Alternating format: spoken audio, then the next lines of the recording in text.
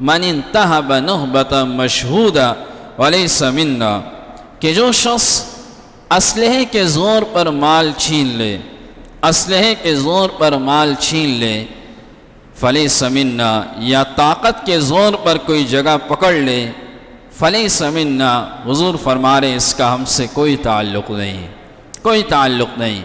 اور یاد رکھیے حضور نے یہ بات ارشاد فرمائی، یہ حقوق العباد کا معاملہ ہے، یہ معمولی معاملہ نہیں ہے، اسے معمولی نہ سمجھا جائے کہ آپ کو اگر اللہ نے آج طاقت دی، آپ کو اللہ نے آج زور دیا، تو آپ نے اپنے اس غریب کے ساتھ جو آپ کا رشتہ دار تھا زیادتی کر لی، اس لیے کہ اس کے ساتھ کوئی نہیں کھڑا اور آپ کے ساتھ سب کھڑے، اور آپ نے ظلم کر دیا۔ اللہ کیا دیر ہے اندھیر نہیں ہے۔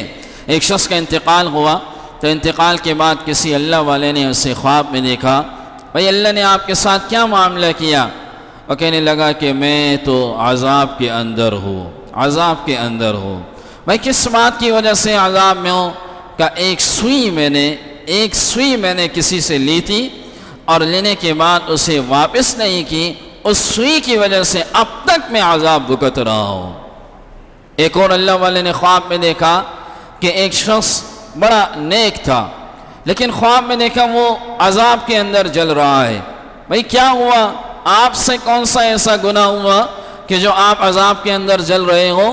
کہنے لگے کہ میں جب ایک لکڑیاں جمع کرتا تھا اور مزدوری کر کے وہ لکڑیاں جمع کر کے اس کے بعد اس کے مالک تک پہنچاتا تھا، ایک دن اسی طرح لکڑیوں کا گٹھا میرے کندھے پہ تھا، اور جمع کرتے کرتے جب میں اسے لانے لگا تو راستے میں لکڑی کا چھوٹا سا تنکا میں نے توڑا اور دانتوں میں خلال کرنے لگا، اور ظاہر ہے وہ مالک کو نہیں پتا میں نے چھوٹا سا ٹکڑا اس میں سے توڑا ہے اور دانتوں کا خلال کیا، تو ظاہر ہے خلال کرنے کے بعد میں نے اسے پھینک دیا۔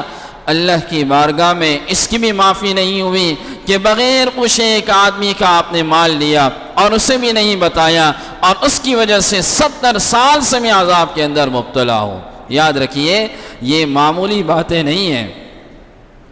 حضرت عبداللہ بن مبارک رحمہ اللہ بہت بڑے اللہ والے گزرے ہیں۔ حضرت عبداللہ بن مبارک رحمہ اللہ مروہ ایک شہر تھا، وہاں کی طرف سفر کیا، اور سفر کرنے کے بعد وہاں لوگوں سے ملے، کچھ لکھنا تھا، تو اس زمانے میں لکڑی کے قلم ہوا کرتے تھے۔ لکھنے کے بعد وہ غلطی سے قلم اپنی جیب میں رکھ کے لے آئے، مروہ سے شام لے آئے، کافی لمبا سفر ہے۔ جب شام پہنچے اور انہیں علم ہوا یہ قلم تو فلاں آدمی کا اور یہ میں لے آیا ہوں غلطی سے، تو انہوں نے شام سے پھر مروہ کا سفر کیا۔ اب تو آسانیاں، اس زمانے میں تو آسانیاں نہیں تھیں، سہولتیں کم تھیں۔ شام سے پھر مروہ کا سفر کیا، یہ قلم لوٹانے کے لیے کہ اگر ایسا نہ ہو یہ قلم میرے پاس رہ گیا تو اللہ کی بارگاہ میں مجھے اس پہ پکڑنا ہو، اور اس قلم کو واپس ان کے مالک تک پہنچا دیا۔ یہ کوئی معمولی بات نہیں ہے۔ حضرت امام بخاری رحمہ اللہ کے بارے میں آتا ہے کہ حضرت کو اللہ نے مال و دولت اور تجارت سے بھی نوازا تھا، تو شروع میں تجارت کیا کرتے تھے، تو ایک شخص آیا اور ان کے کپڑے کا کام تھا، اور کپڑے کا انہوں نے ان سے سودا کرنے کی بات کی اور کہا کہ اتنے میں آپ یہ مجھے دے دیں۔ تو امام بخاری رحمہ اللہ نے فرمایا مجھے آج سوچنے کا موقع دے دے، میں آج سوچتا ہوں کل آپ کو بتاؤں گا۔ یہ آج سوچنے لگے، تو جیسے سوچنے لگے اگلے دن ایک اور پارٹی آئی اور کہنے لگی آپ اس کے دام 10 گنا ہم سے زیادہ لے لیں، لیکن آپ یہ ہمیں دے دیں، اس شخص کو نہ دیں، آپ ہمیں دے دیں۔ حضرت امام بخاری رحمہ اللہ نے فرمایا نہیں، جس آدمی سے پہلے بات کی ہے اور سوچنے کا میں نے اس سے ٹائم لیا ہے اور ابھی ریٹ بھی طے نہیں ہوا، لیکن میں نے اس سے بات تھوڑی سی کر لی ہے، لہٰذا میں اسی کو پہلے بلاؤں گا، اور بلانے کے بعد جو اس کی مارکیٹ ریٹ ہے اسی کے مطابق میں اسے دوں گا، اس سے زائد میں نہیں دے سکتا۔ یہ حضرات حقوق العباد کا بہت خیال رکھنے والے تھے۔ آج تو بیانہ بھی لے لیتے ہیں اور اس کے بعد کسی نے اور زیادہ لگا دیے تو اسے کہتے ہیں ہم بیچ ہی نہیں رہے، اسے بیانہ بھی واپس دے لیتے ہیں۔ آج تو ہماری نیتیں اتنی خراب ہو چکی ہیں، لیکن وہ حضرات ان چیزوں کا خیال کیا کرتے تھے۔ تو یاد رکھیے یہ حقوق العباد کا معاملہ اتنا آسان نہیں ہے جتنا ہم سمجھ رہے ہیں کہ جو آیا، جس کی چیز آئی ہم نے اٹھا کے رکھ لی اور دیکھی جائے گی۔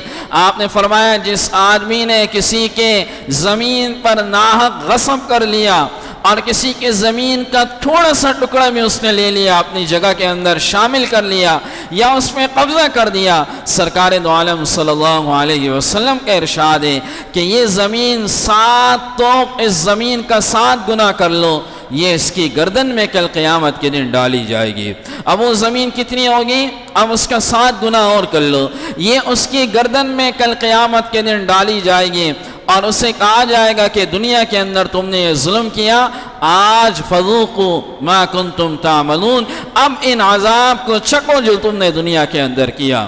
تو ہمیں ان چیزوں کا خیال کرنا چاہیے، اور خاص طور پر وہ باتیں کہ جس کے بارے میں سرکار دو عالم صلی اللہ علیہ وسلم نے فرمایا ان لوگوں کا ہم سے کوئی تعلق نہیں۔